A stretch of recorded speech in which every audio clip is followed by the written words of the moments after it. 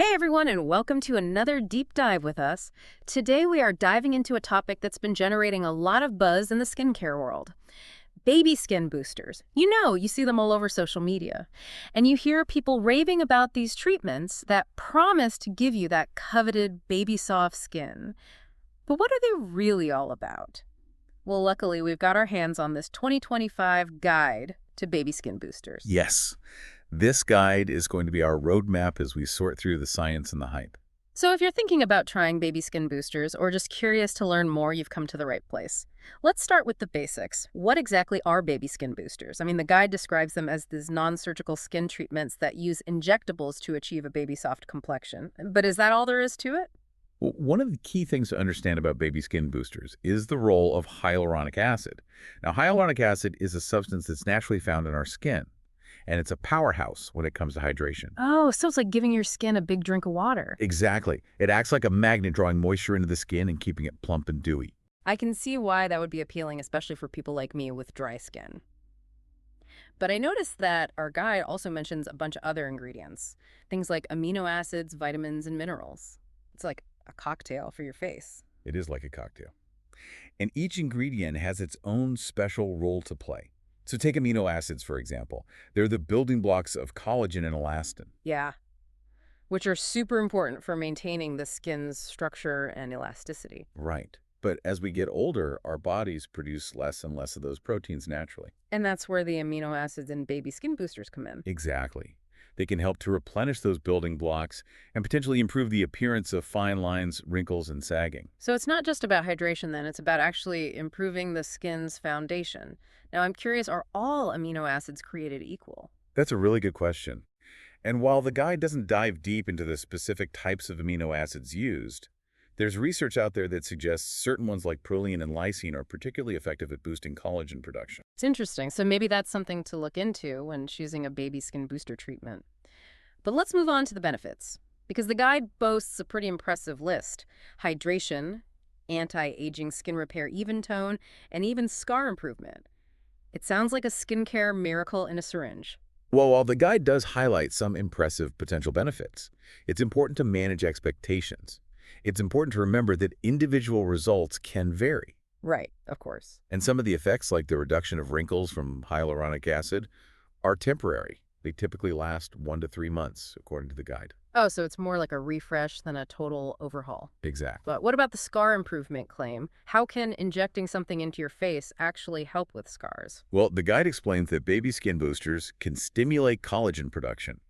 And as we know, collagen is crucial for wound healing and tissue repair. Right. So this can be particularly beneficial for acne scars, which are essentially areas where the skin has been damaged. Ah, so it's like giving your skin the tools it needs to repair itself. Fascinating. So we've talked about the potential benefits, but I imagine not everyone is a good candidate for this type of treatment, right?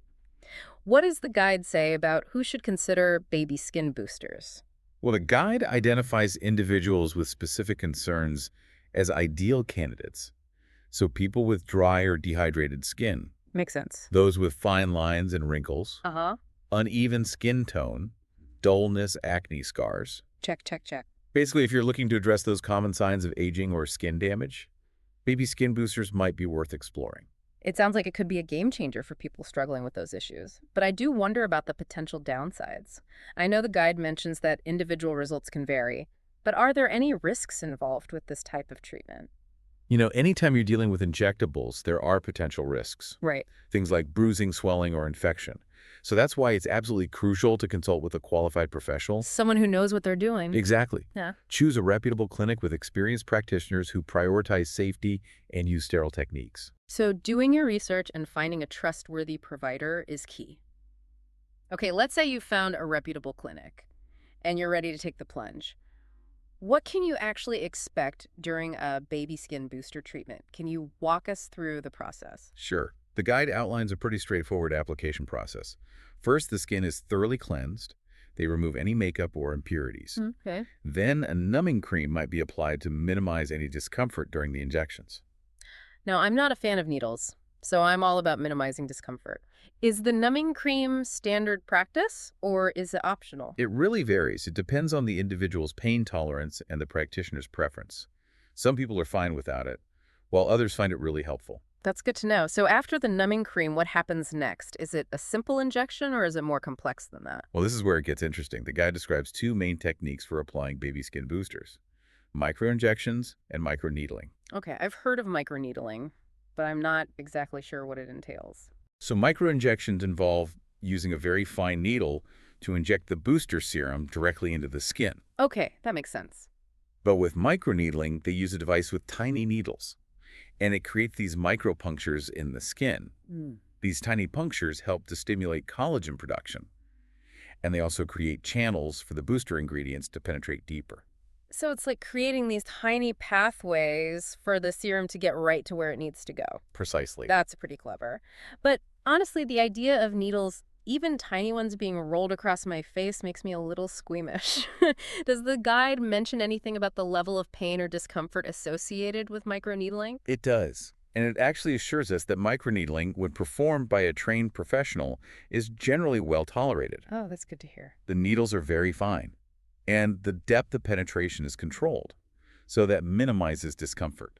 Okay, so it's not as scary as it sounds. And remember, you can always opt for the numbing cream if you're concerned about pain. That's reassuring to know. I think I'll be opting for that numbing cream. But I am curious about what happens after the injections or microneedling. Is there any downtime or special care required? There is.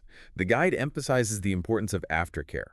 It's crucial for maximizing results and minimizing any potential side effects. So let's dive into those post-treatment tips. What does the guide recommend for optimal healing and results? Well, sun protection is absolutely crucial. You want to shield that freshly treated skin from those harmful UV rays, so make sure you're diligent with sunscreen application. Sun protection is always important, but I imagine it's even more crucial after treatment like this.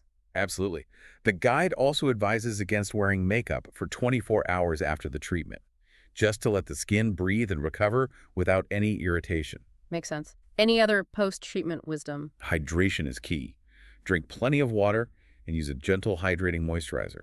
This will help maximize the effects of the treatment and keep your skin looking plump and dewy. So it's a holistic approach, taking care of your skin from the inside out. Exactly. Okay, we've covered a lot of ground so far, but I'm sure our listeners have some burning questions. So let's tackle some of those frequently asked questions. That's good. One question that often comes up is, how long do the effects of a baby skin booster actually last? Right. And the guide addresses that directly. It says results typically last between 1 to 3 months. Okay. But it can vary. It depends on factors like your skin type, lifestyle, and how well you follow the aftercare instructions. So it's not a permanent fix, but it does offer a noticeable boost for a significant amount of time. Right. Okay, what other FAQs did the guide address? Another common question is about side effects. Yeah, are there any? Well, the guide assures us that any redness, swelling, or bruising is usually minor, and it typically subsides within a few days. That's good to know. But again, choosing a qualified and experienced practitioner is crucial Right, safety first. to minimize any potential risks. Now, I have a question that's been on my mind throughout this whole discussion. What exactly is the difference between a baby skin booster and a basic hydration injection? They both seem to involve injecting things into your face. Right. That's a great question, and the guide actually addresses that directly. Hmm. While both treatments aim to improve skin hydration, baby skin boosters go beyond just adding moisture. Okay. They're designed to rejuvenate the skin on a deeper level. They stimulate collagen production, improve texture, and address concerns like fine lines, wrinkles, and even scars. So it's like the difference between a basic car wash and a full detailing service. Exactly. Both leave your car cleaner, but one goes the extra mile to address underlying issues and really enhance the overall condition. Exactly. Baby skin boosters are designed to improve the overall health and appearance of your skin, not just temporarily plump it up. Precisely. That makes perfect sense. It's like investing in the long-term health of your skin, rather than just a quick fix. So we've covered the basics of baby skin boosters, but I'm sure you're all eager to hear more. What other insights did you find in the guide? Well, one thing that caught my eye was the emphasis on using authentic, high-quality products. Apparently, there are counterfeit baby skin boosters out there. Oh, wow. That's a little scary. So finding a reputable clinic is even more crucial than we initially thought. You don't just want someone experienced and qualified. You also want to make sure they're using the real deal. Exactly. It's like anything else in the beauty world. Do your research, find a trusted provider, and don't compromise on quality. Right, you wouldn't buy a knockoff designer handbag, So why risk your skin with a counterfeit treatment? Exactly. Okay, so we've talked a lot about the potential benefits of baby skin boosters, but are there any downsides or potential drawbacks we should be aware of? Well, while the guide focuses mainly on the positive aspects, it does acknowledge that baby skin boosters aren't a miracle cure. The effects are temporary, lasting around 1 to 3 months, and individual results can vary. Right, we touched on that earlier, but I'm curious, are there any specific groups of people who should avoid baby skin boosters altogether? Yes, the guide specifically mentions pregnant women, breastfeeding mothers, and individuals with certain skin conditions like active acne or infections. So if you fall into one of those categories, it's best to err on the side of caution. Exactly. It's always wise to consult with a medical professional to determine if baby skin boosters are right for you. Especially if you have any underlying health concerns. Right. Okay, so we've covered the basics, the benefits, potential downsides, and even who should avoid baby skin boosters. But now, for the question that's probably on everyone's mind, should you try it? That is the million-dollar question. Ultimately, the decision of whether or not to try baby skin boosters is a personal one. Our guide presents them as a promising option. For those seeking a non-invasive way to improve skin hydration, texture, and overall appearance, It definitely sounds tempting, especially for someone like me who's always looking for ways to boost my skin's radiance. But I imagine there are other factors to consider beyond just the information in this guide. absolutely. Cost is a big one. These treatments aren't exactly cheap, Right. and as we mentioned, the results are temporary, so you'd need to factor in the cost of maintenance treatments to keep up the effects. That's a good point. It's not just a one-time investment. Right. And then there's the question of alternatives. Are there other treatments out there that might achieve similar results without the needles? Or maybe lifestyle changes that could address those skin concerns in a more holistic way? Those are all important things to think about. It's easy to get caught up in the hype of a new treatment. But it's important to remember that there are often multiple paths to achieving our skincare goals. Maybe a combination of lifestyle changes, a good skincare routine, and the occasional professional treatment is the key to that coveted youthful glow. I think you're right. It's about finding what works best for you, your skin, and your lifestyle. Exactly. There's no one-size-fits-all solution. Agreed. Okay, we've explored the ins and outs of baby skin boosters, but now I want to shift gears a bit and talk about something that's been on my mind throughout this whole deep dive. Oh, I know that look. Here comes a thought-provoking question. You know me too well. So we've been discussing baby skin boosters, which are designed to mimic youthful skin, but it's made me wonder what other factors besides injectables contribute to that radiant, healthy complexion we associate with younger skin. That's a great question. And it's one that deserves its own deep dive. We've been so focused on this one specific treatment, but true skin health is multifaceted. It's like a tapestry woven from various threads. Exactly. It's about recognizing that our skin is a reflection of our overall well-being.